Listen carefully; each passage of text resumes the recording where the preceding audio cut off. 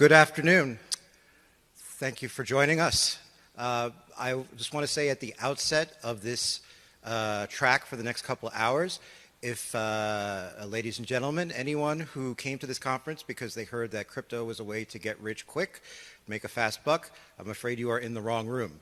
This afternoon, we are going to be talking about the real reason we're all here, or the real reason we should all be here, is privacy. And the challenge of privacy, the challenge of fulfilling the promise of private, cash-like digital money on the internet. And I can think of no better way to kick off this afternoon than the following presentation from a legend in the space, a pioneer, the founder back in the day of DigiCash, more recently with the XX network. Please welcome David Chaum.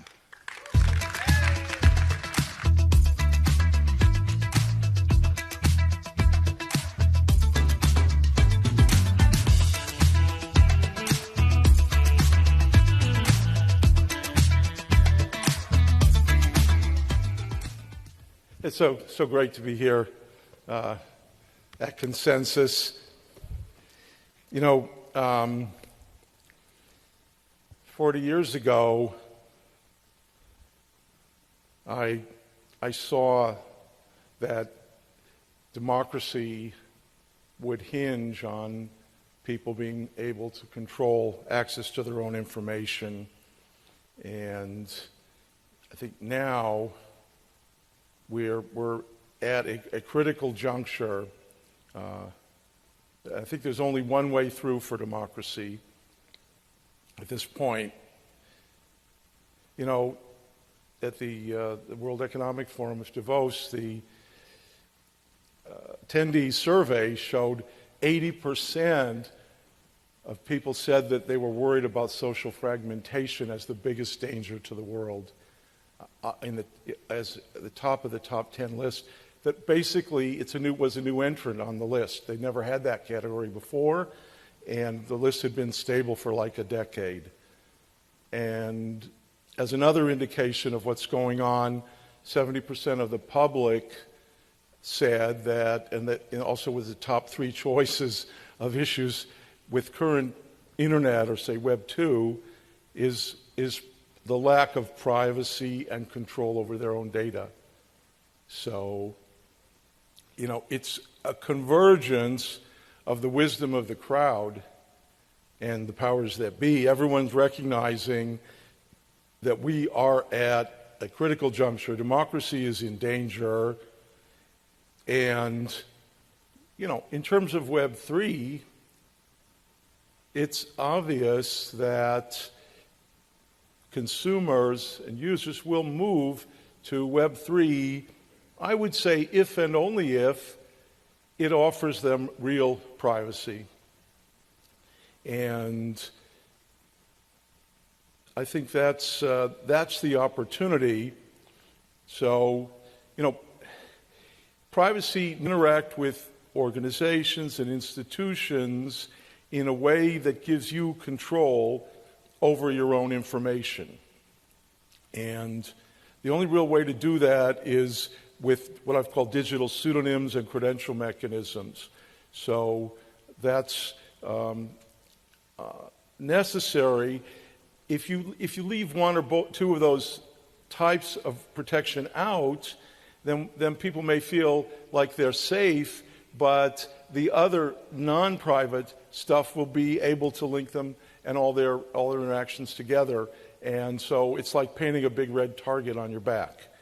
So really, if you want to solve the privacy, you have to give individuals the keys, or let them create the keys to control access to all the information about themselves in communication, not just content, but the traffic data, who they talk to and when, payments in both directions, and for credential mechanisms. So, you know, people need a protected sphere in order to meaningfully participate in democracy. They need to be able to communicate with their friends and family, develop their ideas, and they need to be able to buy information or subscribe, be paid maybe to be a journalist like that. They have to be secure in knowing that what they do online is not going to somehow ultimately be used against them, maybe, even in the future. So in order for people to feel and be able to feel safe and be able to participate in democracy, you need all three kinds of privacy. So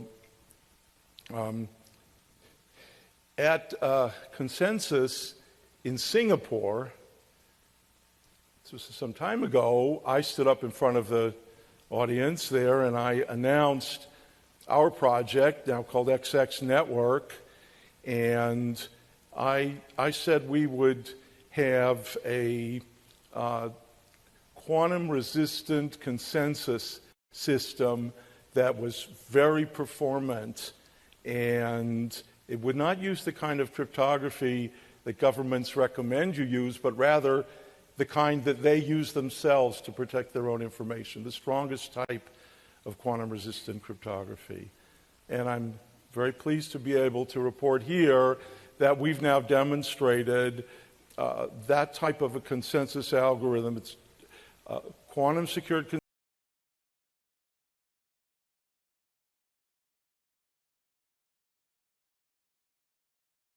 up and downlink limited computers. So, I mean, that's really all you need. You look at Alipay plus Visa and whatever, maybe 35K, but those performance, if you can bump all those use a server class, you'd be at 10x on all the performance metrics. So that's global payments.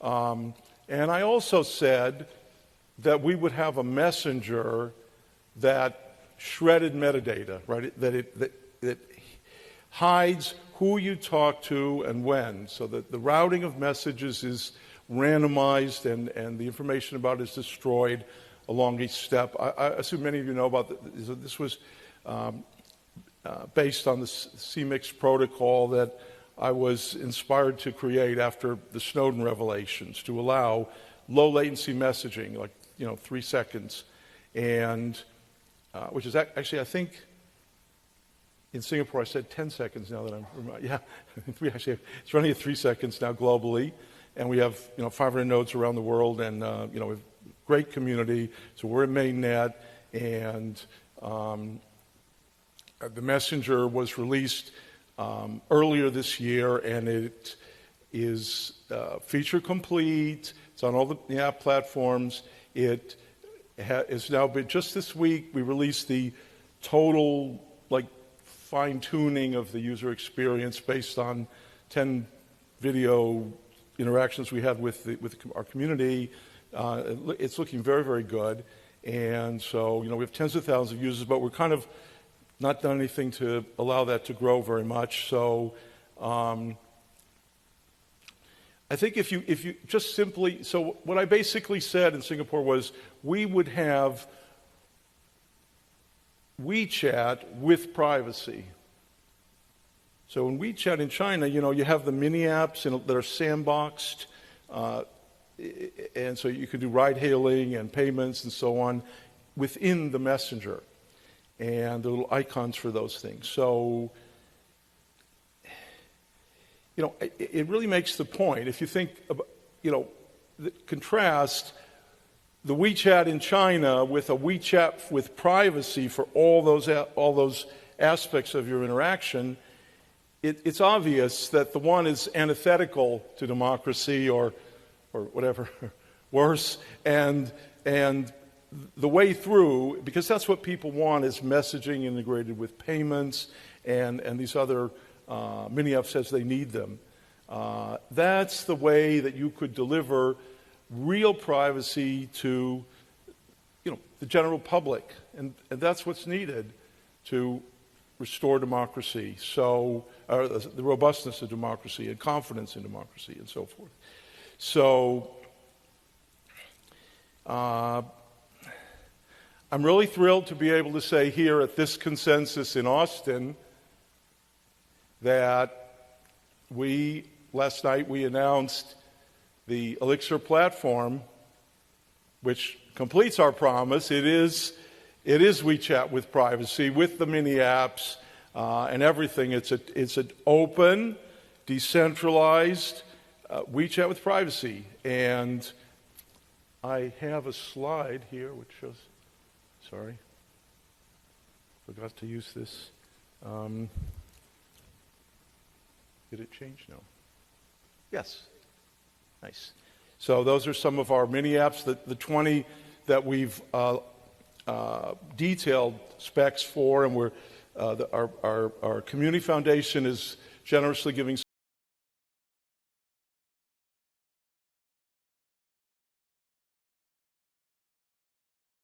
Take the trouble to go to the website and look at these. You'll see it's a very comprehensive, rich set of mini apps, and it looks extremely promising.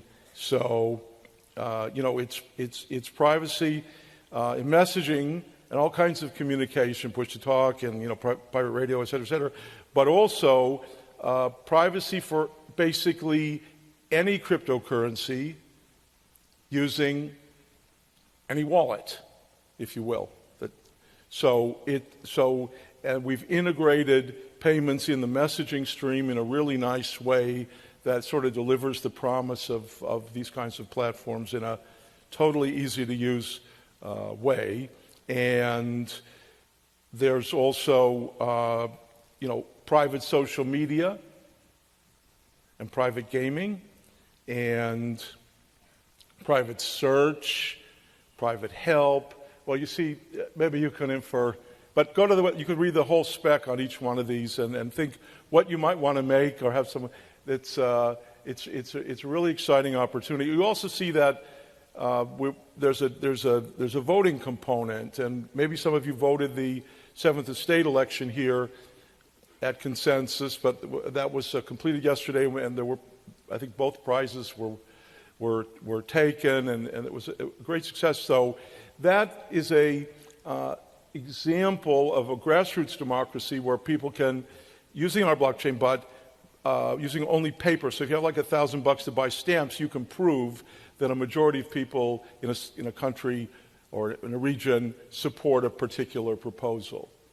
And that's an extremely powerful kind of grassroots democracy thing, and that's based on what I've called sample voting, and the VoteXX project, where you see the little hedgehog icon there. That is the fully digital version of that, which we are hoping to be able to use for governance in XX Network in the future. And that is fundamentally important. And I'll just drill a little bit deeper here. There's one more thing you need in order to really do democracy with crypto and privacy, and that is, it's not widely understood at this moment, but it's what I call inalienable privacy.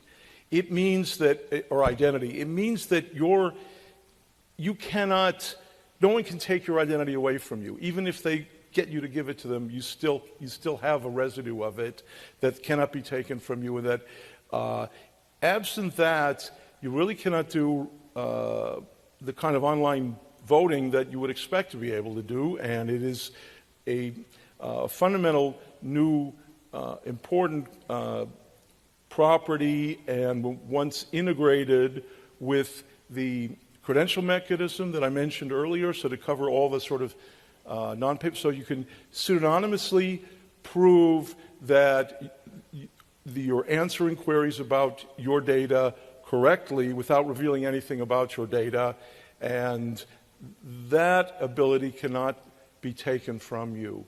And so it's a really powerful new thing, and we've integrated in with the VoteXX, and it's something you'll be hearing a lot more about, I hope. So anyways, it's so great to be here with everyone at Consensus, and thanks so much for everything. Thank you, everyone.